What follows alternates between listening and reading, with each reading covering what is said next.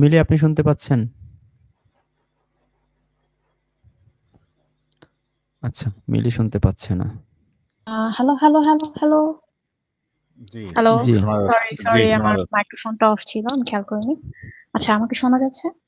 জি শোনা যাচ্ছে, বলুন। আচ্ছা, থ্যাংক ইউ ফর অ্যাডিং। আমি একটা কথা বলতে চাচ্ছি। আমি কয়েকদিন আগে একটা লাইভ শুনছিলাম আসিফ মহিউদ্দিনের সাথে। সেখানে একটা আয়াত নিয়ে কথা হচ্ছিল। সরি, আমি এইসব এত কিছু বুঝি না আয়াত, বা আমার অত বেশি আইডিয়া নেই। তা আমি যেটা শুনলাম সেটা হচ্ছে, আহ এখানে আপনাদের মধ্যে একজন ভাইয়া আসিফ মহিউদ্দিন ভাইয়াকে বলতেছিলেন যে এই আয়াতটা কিছু অংশ দেয়া আছে, রাইট? এরকম কিছু একটা। তো আসিফ মহিউদ্দিন তখন বললেন যে যতটুকু প্রয়োজন অতটুকু দেয়া আছে। এবং এরপর এখানকার একজন ভাইয়া বললেন যে আপনি পুরোটা দেখান। এবং পুরোটা দেখানোর পরে উনি বললেন, লাইক একটা ডিসকাশন হওয়ার পরে উনি এগ্রি করলেন যে হ্যাঁ, আপনারটাই কারেক্ট, মানে আসিফ মহিউদ্দিন ভুল ছিলেন। ব্যাপারটা এরকম ছিল। আমার জি কথা হচ্ছে, এতগুলা বছর ধরে এত এগ্রেসিভ ভাবে যে উনি ক্লেম করে যাচ্ছিলেন যে উনি কারেক্ট, আর উনার একটা সিম্পল কথা যে হ্যাঁ আমি আপনারটা মেনে নিলাম, is this enough? I don't think. মানে এটা এটা মানে মনে হচ্ছিল আসিফ মহিউদ্দিন ভাইয়ের কথা শুনে যে আমি আপনারটা মেনে নিলাম, উনি দয়া করতেছে মানে মেনে নিয়ে।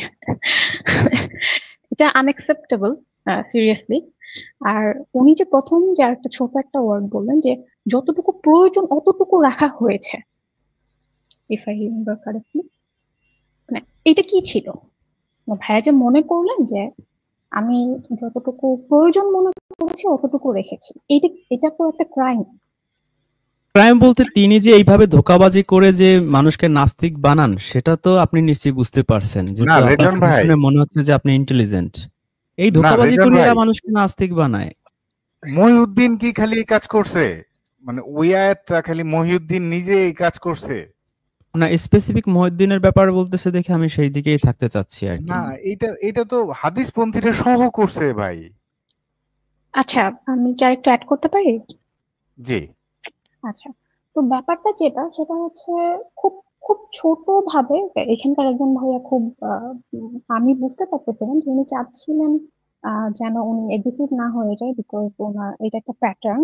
আমি যেটা খেয়াল করে দেখছি, like, আমার আরেকটা ছোট একটা ব্যাপার মনে হয়েছে যে এই আয়াতটা হয়তোবা অনেক বেশি পপুলার এবং অনেক আলোচিত সমালোচিত সমালোচিত হওয়ার কথা, যে আয়াতটা নিয়ে আপনারা কথা বলছিলেন।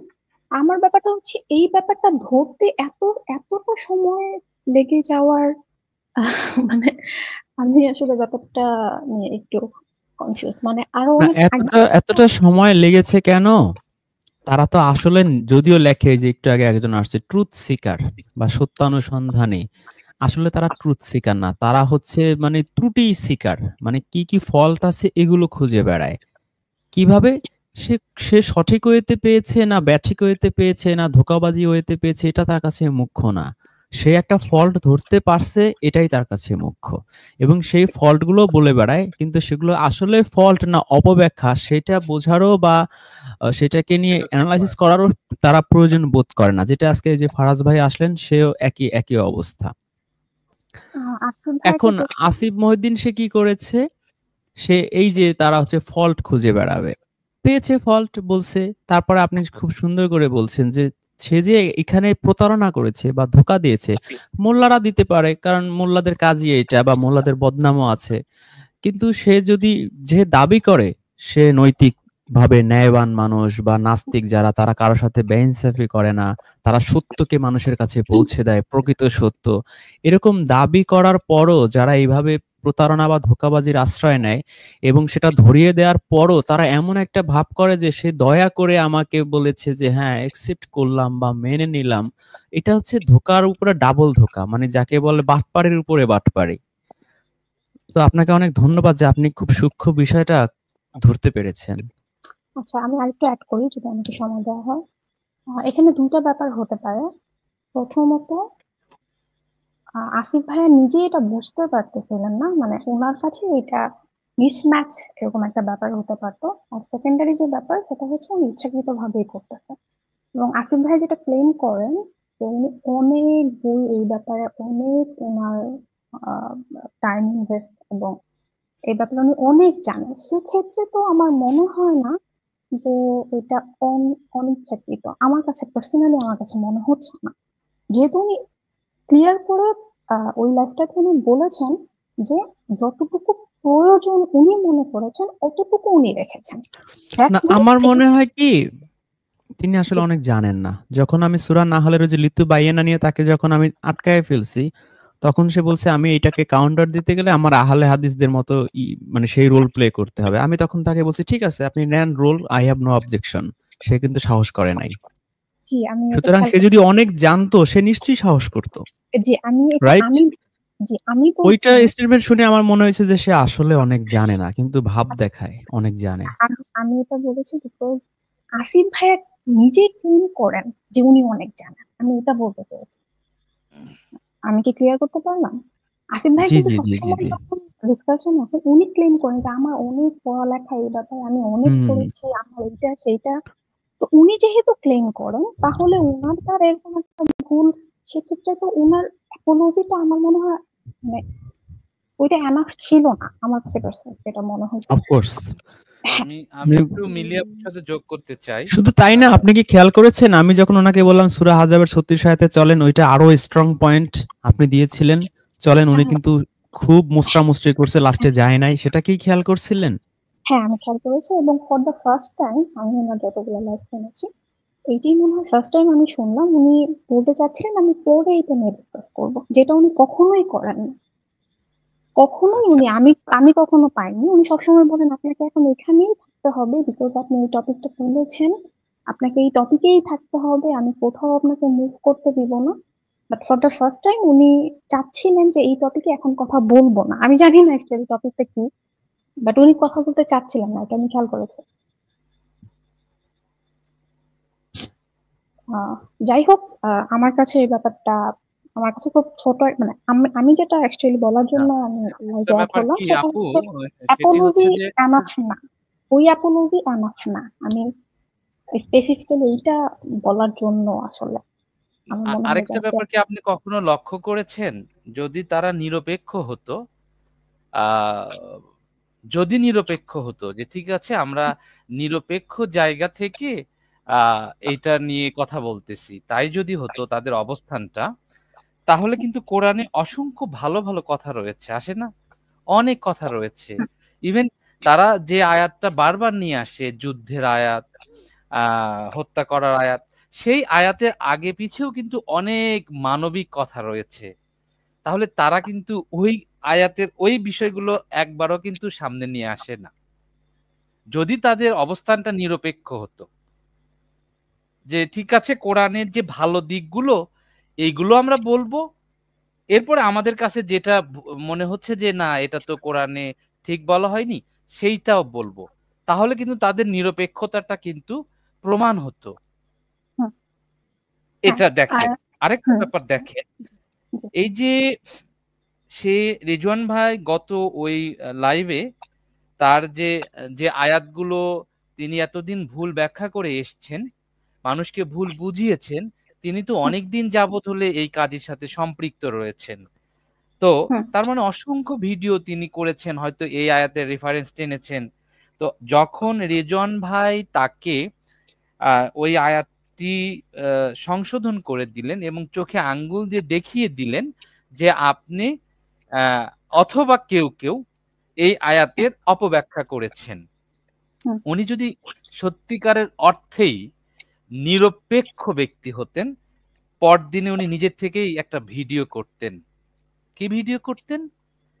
স্বেচ্ছায় ক্ষমা চেয়ে যে এতদিন আমি ওই আয়াত সংক্রান্ত যত ভুল বলেছি, যত কিছু বলেছি, মিথ্যা বলেছি, না বুঝে বলেছি, তাহলে বোঝা যেত যে হ্যাঁ সে জ্ঞান অনুসন্ধান করছিল। হুম, আসলে যে সে জ্ঞান অনুসন্ধান করছে না এটাই তার প্রমাণ। ৩ হচ্ছে, এইটাও ধরে নিলাম সে, আপনি দেখবেন যে এরপরে যদি তার ভিতরে অনুশোচনা বোধ আসতো যে আসলেই তো মিস্টার রিজওয়ান আমাকে এইভাবে ধরিয়ে দিল, ব্যাপারটা তো এতদিন আমার জানা ছিল না, তাহলে তো আমার এখানে থেমে যাওয়া উচিত। হয়তো এরকম আরো অনেক আয়াত আমি ভুল ব্যাখ্যা করে গিয়েছি, আমি থেমে যাই। উনি কি থেমেছেন? থামেন নাই। ওনারা খুব সূক্ষ্ম একটা কৌশলে খেলতেছে। কিভাবে? আজকে আপনাকে আমি একটা নমুনা দেই। যখন ফারাজ ভাই এখানে আসলেন, তিনি প্রশ্ন ছুড়ে দিলেন। এবার আপনি তো সম্পূরক প্রশ্ন তৈরি হতে পারে, পারে না? হুম।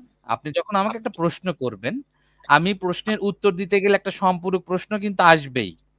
আপনার প্রশ্নের যথার্থ উত্তর দিতে গেলে। আপনি যখন তাকে সম্পূরক প্রশ্ন করলেন, সে কি করলো? ওই ওই আসিফ মহিউদ্দিন ভাইয়ের মতোই ছোট্ট একটা কৌশল এপ্লাই করলেন। কি কৌশল?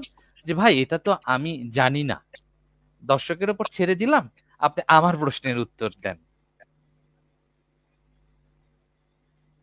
তো এই যে হচ্ছে তাদের অপকৌশল, এটা থেকে এটাই প্রতীয়মান হয়, এটা তারা উদ্দেশ্য প্রণোদিতভাবে করছে, নিরপেক্ষ অবস্থান থেকে করছে না। আর আগে আমি ভাবতাম যে হয়তো নাস্তিকদেরকে বুঝালে বুঝবে, জ্ঞান অর্জন করবে। হ্যাঁ, করবে। যে প্রকৃত নাস্তিক সে হয়তো করবে, যে সংশয়ে পড়ে নাস্তিক হয়েছে। কিন্তু যে উদ্দেশ্য প্রণোদিতভাবে বাহ্যিক সুবিধার লোভে, অর্থনৈতিক সুবিধার লোভে কিছু সুবিধা ভোগ করার জন্য হয়েছে, সে আসলে নাস্তিক, ওই ট্যাগটা জাস্ট ইউজ করছে, আর কিছুই নয়। এটা আমার কথা ছিল আর কি। আচ্ছা, আপনাদের মধ্যে কোন ভাইয়াটা অ্যাকচুয়ালি আসিফ ভাইয়ের সাথে কথা রিজওয়ান ভাইয়া, রাইট? রিজওয়ান ভাই, হ্যাঁ রিজওয়ান ভাই কথা আচ্ছা আচ্ছা, বলেছিলেন। হ্যাঁ হ্যাঁ, রিজওয়ান ভাইয়া। ওকে ভাইয়া, ভালো লাগলো আপনার সাথে কথা বলে। আর আমি লাস্ট একটু অ্যাড করতে চাই, সেটা হচ্ছে আহ, আমি যেটা খেয়াল করলাম, গত 6 দিন ধরে আসিফ ভাইয়া মনে হয় লাইভে আসতেছেন না। আমি যে চ্যানেলটা জানি সেই চ্যানেলে, আমি জানি না আপনার এই কোশ্চেনের জন্য কিনা। আর আজকে ফারাজ ভাই আসছেন, আমি ওই সময় থেকে খুব ট্রাই করতেছিলাম অ্যাড হওয়ার জন্য। আচ্ছা, তো ফারাজ ভাইয়ের জন্য আমি একটা কথা বলতে চাই ভাইয়া, আহ এটা তো ম্যাথমেটিক্স না, মানে কোরআন শরীফটা তো ম্যাথমেটিক্স না যে অ্যান্সার একই হতে হবে। আমার কাছে যেটা মনে হয় আমি সেটা বলছি, আমি জাস্ট আপনাকে বলতে চাচ্ছি, আহ এটা হচ্ছে নিজের কি মনে হচ্ছে, দিন শেষে এইটাই ম্যাটার করে। আপনি আপনার ভাই, এখানকার কোন একজন ভাইয়া একটা কবিতার কথা মানে উদাহরণস্বরূপ বলতে চাচ্ছিলেন। আমরা যদি ছোটবেলায় দেখতাম যে বিভিন্ন ধরনের গাইড পাওয়া যেত, শুধু ম্যাথমেটিক্স না, বাংলারও কিন্তু গাইড পাওয়া যেত, তাই না? পাঞ্জেরি বা কিছু কিছু গাইড, ওনারা কিন্তু ওনাদের মতন করে লিখতেন। ব্যাপারটা সেটা না? তো দিন শেষে আমরা পড়তাম, আমরা বিভিন্ন স্টুডেন্ট আমরা পড়তাম, আমাদের কাছে যেটা মনে হতো যে এটা আমি লিখতে পারবো, বা এটা একটু সহজ বা এটা একটু ডিফিকাল্ট, আমরা সেইভাবে উপস্থাপন করার চেষ্টা করতাম পরীক্ষার খাতায়। বাট ব্যাপারটা কিন্তু টোটালি নেগেটিভ এবং পজিটিভ এরকম কিন্তু না। কোরআন শরীফ ব্যাপারটা আমার কাছে যেটা মনে হয়, আমি পড়বো, পড়ে আমার নিজের যেটা উপলব্ধি হবে সেইটাই দিন শেষে ম্যাটার করতেছে। আর হচ্ছে আরেকটা ব্যাপার আমি লাস্টে অ্যাড করতে চাই, আমি পার্সোনালি বিলিভ করি না কোনো ধর্মগ্রন্থে, কোরআন শরীফ হতে পারে হিন্দুদের বা খ্রিস্টান, কোনো খারাপ কথা লেখা থাকার কথা নয় জানা, যে আপনারা খারাপ কাজ করেন, মিথ্যা কথা বলেন, ব্যাপারটা তো এরকম না। তো এইখানে আসলে বিজ্ঞান দিয়ে ব্যাখ্যা করার কিছু নাই। আহ এটা হচ্ছে নিজের খারাপ ব্যাপার। যেহেতু নাই, সেহেতু এটাকে খারাপ বানানোর জন্য যেটা করে যে আমার আমার যেটা বুঝার। আসিফ ভাই যেটা করছেন ওইটা ক্রাইম ছিল দেখুন, এবং আমি এটা বলার জন্য কিন্তু আমি এখানে অ্যাড হলাম। ফর দ্য ফার্স্ট টাইম আমি আসলে কখনোই কোথাও অ্যাড হইনি আগে। মানে আমার মনে হয় আসিফ ভাইয়ের আহ, যেটা ক্লেম করে আসছেন এত বছর ধরে, আমার মনে হয় ওনার একটা বড় অ্যাপোলজি আমরা আশা করতে পারি। আর আরেকটা কথা উনি লাইভে সবসময় বলতেন, ওনার মনে হয় একটা ওয়েবসাইট, মানে সংশয় সামথিং, আমি কখনো ঢুকিনি, বাট ওনার মুখ থেকে শোনা লাইভে উনি না, সবসময়। আমি ওটা বলতে গেলে প্রায় পুরোটাই পড়ছি। আমি কখনো পড়িনি। আমার মনে হয় না যে আমি কারো চিন্তাটা নিতে চাই। আমার যদি মনে হয় আমি কোন শরীর সম্পর্কে জানবো, আমি নিজে পড়বো। না, ওটা পড়ার কারণে কিন্তু কি কি অপব্যাখ্যা তারা করে এগুলো আমি জানতে পারছি। অবশ্যই আপনারা তো একটা কিন্তু সে ওইখানে থাকে নাই। সে আরো সময় দিলে আমাকে আমি আরো যাইতাম। সে বারবারই বলতেছে, "থাক ভাই থাক। আলোচনাটা আপনার সাথে আরেকদিন বসবো। এখন প্রস্তুতি নাই।" মানে খুব অসহায় একটা আত্মসমর্পণ মনে হইছে আমার কাছে। চিন্তা করলাম বেচারা এভাবে বলতেছে কাকুতি মিনতি, থাক ছেড়ে দেই। না, আপনার তো একটা জব, আপনি খুব ভালো একটা ইনিশিয়েটিভ নিয়ে যাচ্ছেন, দ্যাটস ফাইন। আমার কথা হচ্ছে যে উনি একটা লাইভে, আমি যদি ভুল না করে থাকি, উনি এরকম কিছু বলেছিলেন যে আমার এই ওয়েবসাইটে যদি কেউ একটা অক্ষর ভুল দেখাতে পারে আমি লাইভ করা ছেড়ে দিব। আমি জানি না, আমি মানে এরকম কিছু মেবি উনি বলেছিলেন। উনি যদি একটু রিমাইন্ড করেন ব্যাপারটা, আমাকে লাইভ করে ছেড়ে দিবেন নাকি উনি আবার আসবেন আর এটা নিয়ে তিনি একটা অ্যাপোলজি দিবেন। আমি একটু জাস্ট বলে দিলাম ব্যাপারটা। বাকিটা লেটস সি, এই তো। আর আরেকটা ছোট্ট একটা, জাস্ট আমি চলে যাব, আর আমি টাইম নিব না। ছোট্ট একটা কথা একটু অ্যাড করতে চাই। আমার মনে হয় আহ, যে কেউ যদি বিশ্বাস করে যে আমি সবকিছু জানি, এটা একটা প্রবলেম। আমার কাছে এটা মনে হয়।